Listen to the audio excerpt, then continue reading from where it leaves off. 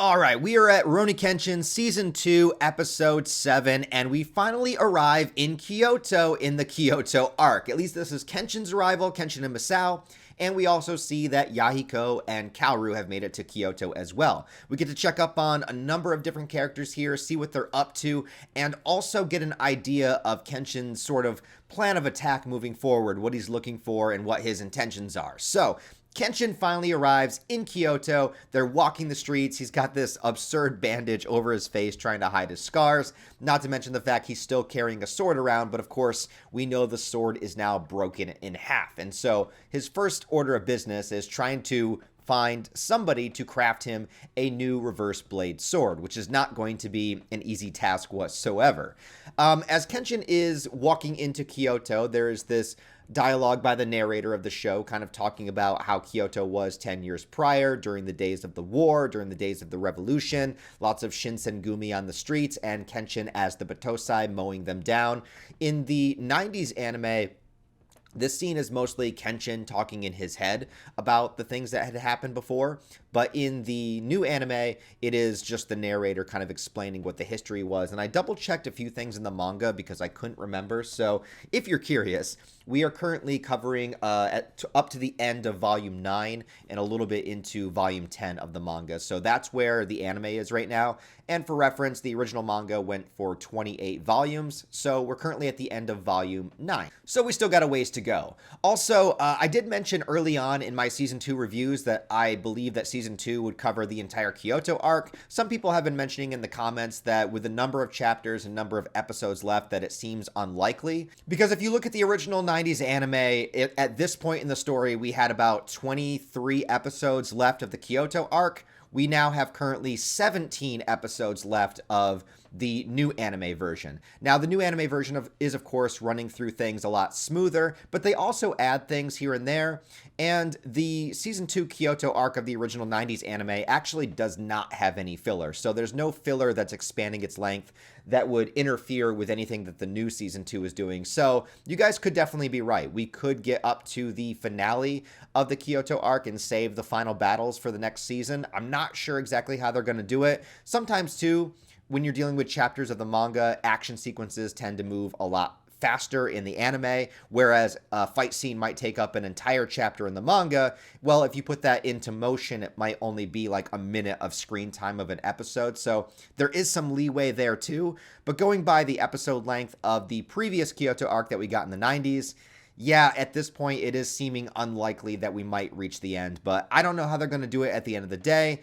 If they do, it will get pretty close, but maybe the final battle they'll have to save for Season 3, which will be a bummer of a cliffhanger, but I'd rather they take their time and make the series the best that it can possibly be, rather than just trying to rush through every single arc. There were also some things I had to double check because I am so familiar with the 90s anime as well, because here we see that Kaoru and Yahiko have arrived in Kyoto. This is the same in the manga and in the 90s anime. We don't really get to see their journey because they took a giant boat, so basically you can just assume they traveled by boat and they got there. You know, they didn't find a random 6'2" giant muscle-bound monk in the woods that asks them how they feel about the government.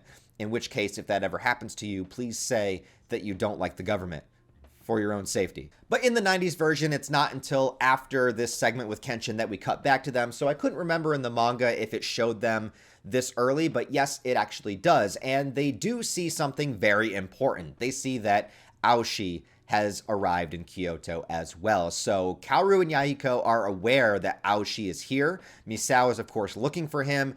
Aoshi himself is, of course, vowing this vendetta against Kenshin and wanting to kill him for the reputation of the Oniwaban. He is going down a very dark path. Shishio is also aware of his existence and kind of wants him a little bit on his side too. So Aoshi is this like Joker card that's kind of thrown into the mix where he's not really associated with the rest of the stuff going on in the arc other than like the Misao like Oniwaban connection, but that makes him one of the most interesting characters because who knows what the hell this guy's going to do and how he's going to screw up the rest of the story. So I really love Aoshi's involvement in this arc, and this is definitely, I mean, not to spoil anything, but this is definitely the best arc for Aoshi's character by far, so expect a lot from him moving forward.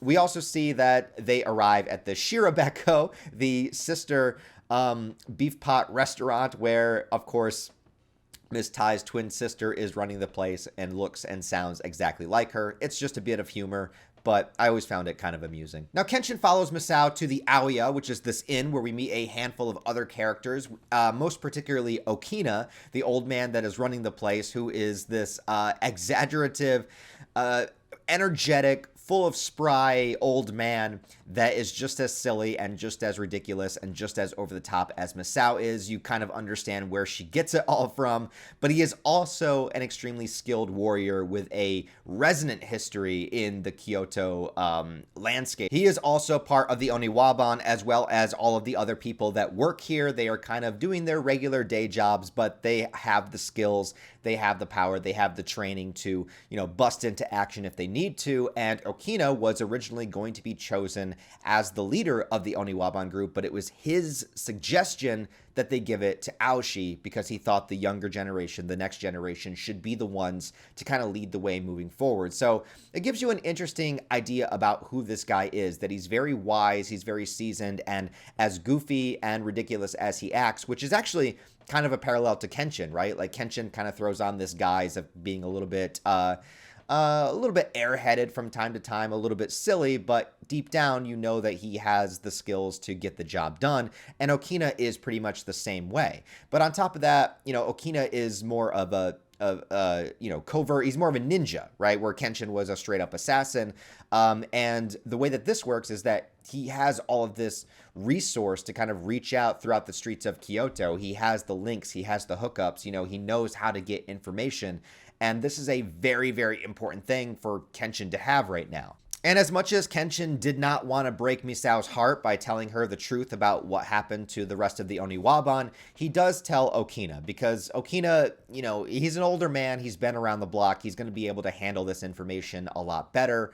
And he does, and he understands because he knows what happened to them. He knows where they went off to get that kind of employment. And he's aware of their personalities and how loyal they were to Aoshi to begin with. So he understands this, and he understands a lot about Aoshi too that'll be elaborated a lot more coming up in the story. But yeah, he takes the information and he understands the situation, and that's pretty much all there is to it. There's nothing else to do until Aoshi shows himself. But Shaku Arai was the guy that forged Kenshin's reverse blade sword that was, of course, broken in his fight with Sojiro, so he wants a new one created. Because Kenshin is sort of defenseless right now. And, as I said, when that reverse blade sword gets broken, it's kind of this symbolism of what path Kenshin is going to take moving forward. Does it mean that Kenshin's way of life and Kenshin's philosophy is no longer valid, with that sword breaking, that sword that kind of represents this new era of what Kenshin's trying to do? It represents his atonement. It represents trying to find a better way, a better path than killing and war and violence and all of that stuff, where now it's like, well, your sword is broken. And Saito right there, when they were departing, Saito's like, I hope you understand that this means that you can't be this. You have to kind of revert back to who you were before as Batosai in order to get through all this. And Kenshin is not taking that for an answer. He wants another reverse blade sword made. But unfortunately, Shaku Arai, the original swordsmith, has passed away. His son has now taken over the mantle. But his son is not making swords. His son is making kitchen knives and kitchen cutlery. So yeah, to go there and ask him to make a sword when he's given up sword making and he's trying to live a life of peace, Kenshin is like, well, I don't want to have to put him through that. Kenshin is always putting people above himself, and sure, Kenshin could probably force him to do it if he wanted to, but that's not Kenshin's personality, and he's not going to make this guy do something that he doesn't want to do. Also, there is that moment where he tests the knife by pulling the turnip out of his shirt and cutting it in half and putting it back together. I mean, physics be damned. It's a pretty funny moment, and I'll never get over the image of Kenshin just holding a giant turnip inside of his shirt. But as of right now, it seems like Kenshin is shit out of luck. And at the finale of the episode, we see Shishio arrive at his main location, and we see a bunch of his soldiers there. We know that he's asked to assemble the 10 swords, his elite group of warriors. But the first person we meet is a dude that looks like this absolute dork. Like, who is this guy? He's obviously not a swordsman. What is up with that hairdo? I don't know. But I can tell you right now, that this guy is not a joke, okay? He is very important. He's not a swordsman. He's not a warrior. He's not a fighter. But he is a member of the Ten Swords for very important reasons, and he is going to become more important than you would imagine him to be, you know?